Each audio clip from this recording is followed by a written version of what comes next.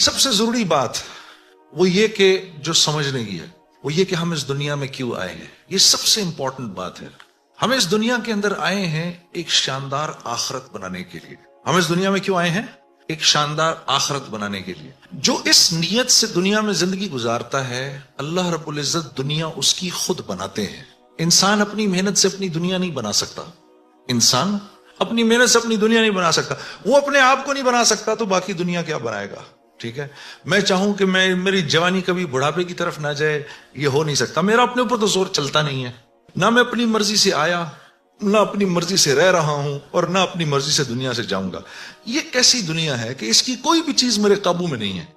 آپ یہاں رہتے ہیں، میں کراچی میں رہتا ہوں، کوئی لاہور میں رہتا ہے، کوئی پنڈی میں رہتا ہے، اور آپ کو پتا ہے کہ یہاں آپ اپنی مرضی سے نہیں آئے ہوئے. یہ بھی بڑی عجیب بات ہے.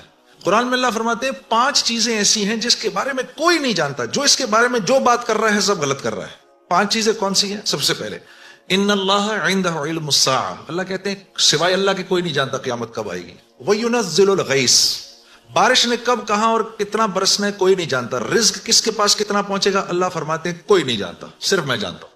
وَيَعْلَمُ مَا فِي الْأَرْحَامِ، ماں کے رحم میں یہ تو معلوم کر لیتے ہیں کہ بیٹا ہے یا بیٹی ہے، لیکن اللہ فرما رہے ہیں یہ نہیں معلوم کر سکتے کتنا جیے گا، کتنا کہاں رہے گا، کیا کھائے گا، کیا پیے گا، نیک ہوگا، بد ہوگا، فرما بردار ہوگا، نافرمان ہوگا. اللہ فرماتے کوئی نہیں جانتا.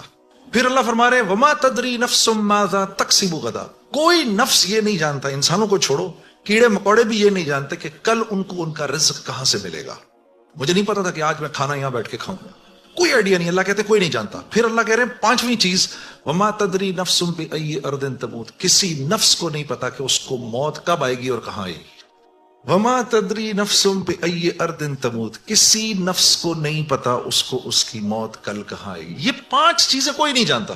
اب ان 5 چیزوں کا براہ راست ہماری زندگی سے تعلق ہے. تو پھر یہ کیسی زندگی ہے، یہ کیسی دنیا ہے جس کے بارے میں کچھ بھی نہیں جانتا.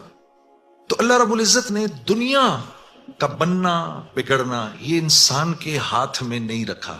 یہ انسان کے ہاتھ میں نہیں رکھا. اور اختیار کتنا دیا؟ ہم کہتے ہیں بھائی انسان کو اختیار ہے. بھائی اختیار کتنا دیا؟ اختیار اتنا دیا. کسی نے حضرت علی کرم اللہ وجہ سے پوچھا کہ حضرت یہ میرے پاس دنیا میں کتنا اختیار ہے؟ کہا ایک ٹانگ اٹھاؤ اپنی. اس نے اپنی ایک ٹانگ اٹھا لی. کہا جی دوسری اٹھاؤ. کہا جی وہ نہیں اٹھا سکتا. کہا بس اتنا اختیار ہے تیرے پاس. انسان کے پاس اتنا اختیار ہے. اور جو اختیار ہے وہ کیا ہے یہ جاننا بڑا ضروری ہے. انسان کے پاس کیا اختیار ہے؟ اللہ نے انسان وہ واحد مخلوق ہے پوری کائنات میں جو اپنی جان کے استعمال کو بھی جانتی ہے اور چیزوں کے استعمال کو بھی جانتی ہے. انسان کے علاوہ اور کسی مخلوق کو یہ نہیں پتا کہ میں نے اپنی جان کو کیسے استعمال کرنا ہے اور چیزوں کو کیسے استعمال کرنا ہے. گھوڑے کو نہیں پتا کہ میں نے اپنے آپ کو کس کام میں لگانا ہے اور میں نے بکری کا کیا استعمال کرنا ہے. بکری کو نہیں پتا کہ میں کس کام کے لیے دنیا میں آئی ہوں. اس کو کوئی آئیڈیا نہیں ہے کہ بلی کا میں نے کیا استعمال کرنا ہے. ٹھیک ہے، انسان وہ واحد مخلوق ہے جس کو اللہ نے یہ شعور دیا فَأَلْهَمَهَا فُجُورَهَا وَتَقْوَاهَا. اف میرے دوستو، یہ وہ آیت ہے وَنَفْسٍ وَمَا سَوَّاهَا. اچھا چل کسی کی قسم نہیں مانتا تو میرے بندے مجھے تیری جان کی قسم فَأَلْهَمَهَا فُجُورَهَا وَتَقْوَاهَا.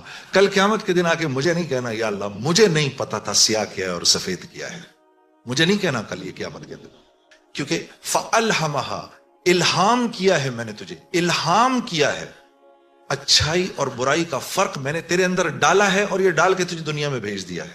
جیسے کوئی بھی معاشرہ ہو اس میں سچ اچھا سمجھا جاتا ہے، جھوٹ برا سمجھا جاتا ہے، چاہے وہ مسلمانوں کا معاشرہ ہو چاہے غیر مسلموں کا ہو. بےایمانی ہر معاشرے میں بری سمجھی جاتی ہے، ایمانداری ہر معاشرے میں پسند کی جاتی ہے. راست بازی، سچائی، بینگ اپ رائٹ، یہ ہر معاشرے میں پسند کیا جاتا ہے. اور ظلم ہر معاشرے میں برا سمجھا جاتا ہے. جسٹس ہر معاشرے میں اچھا سمجھا جاتا ہے. قتل ہر معاشرے میں برا سمجھا جاتا ہے. تو اللہ پاک فرما رہے یہ چیزیں دے کے میں نے تمہیں دنیا میں بھیجا ہے. میں نے تمہیں تمہاری جان کا استعمال بتا دیا، چیزوں کا استعمال بھی سکھا دیا. تو یا اللہ میں نے جان کا کیا استعمال کرنا ہے، میں نے جان کا کیا استعمال کرنا ہے. تو اللہ پاک فرما رہے قد افلح من زکاہا، تو نے اپنی جان کا تزکیہ کرنا ہے تو تو کامیاب ہو جائے گا. وقد خاب من دساہا، اور اگر اپنے نفس کو تو نے کھلا چھوڑ دیا تو برباد ہو جائے گا. اب نفس کا تزکیہ کیا ہے؟ نفس کو ہر اس چیز سے روکنا جس کو اللہ نے منع کیا ہے. یہ نفس کا تزکیہ ہے. سامنے نامیرا عورت ہے, اب نہیں دیکھ سکتے اس کو. ہاں, وہ سامنے سے آئی, نظریں جھکا لی. اب نظریں جھکا لی, اسی لمحے پچھلے سارے گناہ معاف ہو جاتے ہیں. اور اللہ ایمان کی وہ حلاوت دیتے ہیں جو آپ نماز میں محسوس کریں گے. پھر آپ نہیں کہیں گے کہ جی میں نماز پڑھتا ہوں, میرا تو دھیان ادھر نکل جاتا ہے. پھر آپ نہیں کہیں گے. کان کو ہر وہ چیز سننے سے روکنا جس کو اللہ نے منع کیا, ہر اس چیز کو سننا جس کا حکم دیا. ہاتھ کو ہر اس جگہ استعمال کرنا جس کا حکم, ہر اس چیز سے روکنا جس سے منع کیا. تو نفس کا تزکیہ اللہ فرما رہے ہیں, جب تم دیکھ دیکھ کر میری رعایت رکھ کے زندگی گزارو گے تو تم اس دنیا میں کامیاب ہو جاؤ گے. اور تمہیں کامیاب کون کرے گا؟ ہم کریں گے. تم خود کامیاب نہیں ہو سکتے.